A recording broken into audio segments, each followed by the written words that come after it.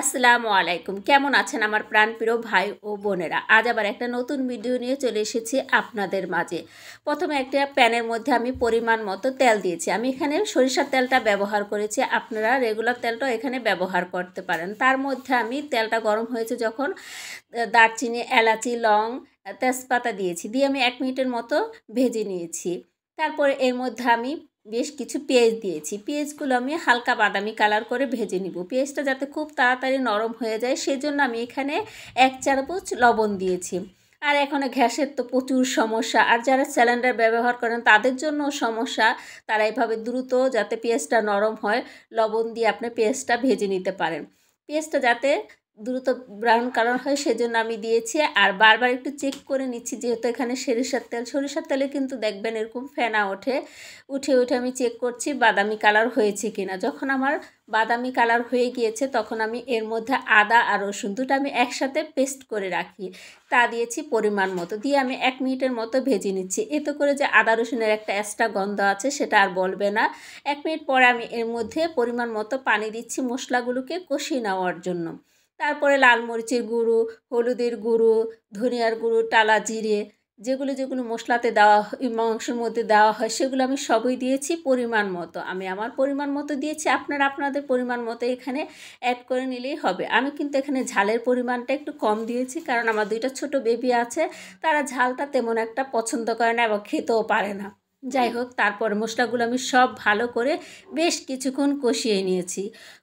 কষাতে যখন মশলার উপরে তেলগুলো ভেসে উঠেছে তখন আমি এর মধ্যে আগে থাকতে ধুয়ে কেটে পরিষ্কার করে মুরগির মাংস দিয়ে দিয়েছি।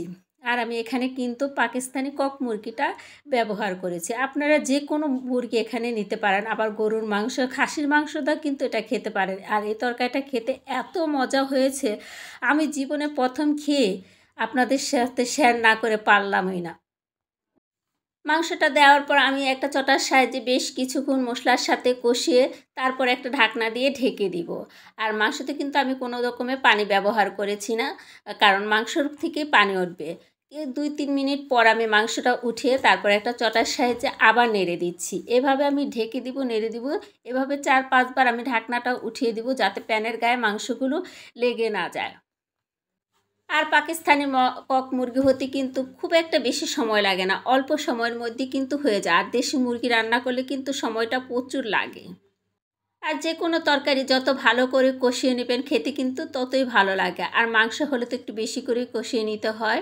যাই হোক, আমি অনেকক্ষণ সময় ধরিয়ে মাংসটাকে কষিয়ে নিয়েছি। কষাতের মধ্যেই দেখেন আমার মাংসগুলো সিদ্ধ হয়ে গিয়েছে, সেটা আমি আপনাদের চেক করে দেখালাম। কারণ মাংসতেও যে পানি বের হয়েছে ওই পানি দিয়ে কিন্তু আমি মাংসগুলোকে সিদ্ধ করে নিয়েছি। এখানে কোনো রকমের এক্সট্রা পানি আমি ব্যবহার করি না। আপনাদের ক্ষেত্রে যদি লাগে তাহলে অল্প পরিমাণ এখানে পানি দিয়ে মাংসগুলোকে সিদ্ধ করে নিতে পারেন। একটা বাঁধাকপিকে, বড় সাইজের বাঁধাকপি আমি 4 ভাগ করেছি। 4 ভাগ করে 1 ভাগ এখানে দিয়েছি। আমি আমার পরিমাণ মতো কিন্তু এখানে কুচি কুচি করে কেটে তারপরে বাঁধাকপিটাকে ধুয়ে দিয়েছি এখানে।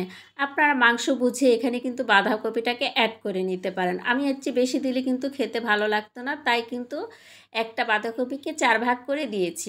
তারপর মাংসের সাথে আমি ভালো করে মিশিয়ে নিচ্ছি বাঁধাকপিটাকে। আমরা সাধারণত বাঁধাকপি ভাজি যেভাবে কুচি কুচি করে কাটি ঠিক সেভাবে কিন্তু আমি কেটে নিয়েছি বাঁধাকপিগুলো। তারপর একটা ঢাকনা দিয়ে আমি ঢেকে দিব। আর বাঁধাকপি ঢেকে দিলে পানি তো বের হবে, আমরা সবাই জানি কম বেশি, সেটা যারা রান্না করে সেই পানি বের হয়েছে। আমি কিন্তু এখানে এখনও কোনো রকমের পানি ব্যবহার করে নেই। পানিটা বের হয়েছে, আমি ঢাকনাটা উঠে এবার একটা চটার সাহায্যে আবার নেড়ে দিচ্ছি।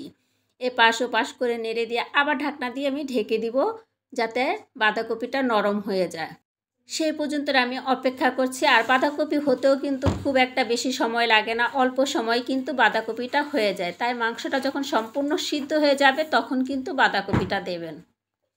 আর এই পর্যায়ে আপনারা চাইলে লবণটাও চেক করে নিতে পারেন। আমার লবণ ঝাল সম্পূর্ণ ঠিক আছে, দেখেছি আমি চেক করে অফ ক্যামেরাতে। আর আপনাদের কাছে ছোট্ট একটা অনুরোধ, যদি আমার ভিডিওগুলো ভালো লাগে তাহলে আপনারা লাইক, কমেন্ট, শেয়ার করতে ভুলবেন না। আর যারা কখনো এই বাঁধাকপি দিয়ে এভাবে মাংস দিয়ে খাননি তারা একবার হলেও ট্রাই করে দেখেন, অসম্ভব মজা হয়েছে। আবার আমি ঢেকে নিয়েছিলাম, তারপরে ঢাকনাটা উঠিয়ে আবার একটা চটার সাহায্যে নেড়ে দিচ্ছি। নাড়ার পরে দেখেন আমার বাঁধাকপিটা সম্পূর্ণ নরম হয়ে গেছে এবং সিদ্ধ হয়ে গেছে, মাংস সব কিছু ঠিক আছে। আর এখানে কোনো এক্সট্রা পানিও আমি ব্যবহার করব না, আর শুকনো শুকনো এরকমই থাকবে, হালকা হালকা ঝোল থাকবে। এইভাবে কিন্তু খেতে খুবই মজা লাগবে। দেখেন কত সুন্দর হয়েছে, কালার রং ঠং সবই কিন্তু খুবই সুন্দর হয়েছে। এটা খেতেও কিন্তু অসম্ভব মজা লেগেছে আমার কাছে, তাই আমি বারবার আপনাদেরকে বলেছি একবার হলেও আপনারা এটা ট্রাই করে দেখবেন। এই খাবারটা অসম্ভব মজাদার। আমার ফাইনাল লুকটা দেখেন বাঁধাকপির, কত সুন্দর। আল্লাহ হাফেজ, ভালো থেকেন আমার প্রাণপ্রিয় ভাই ও বোনেরা।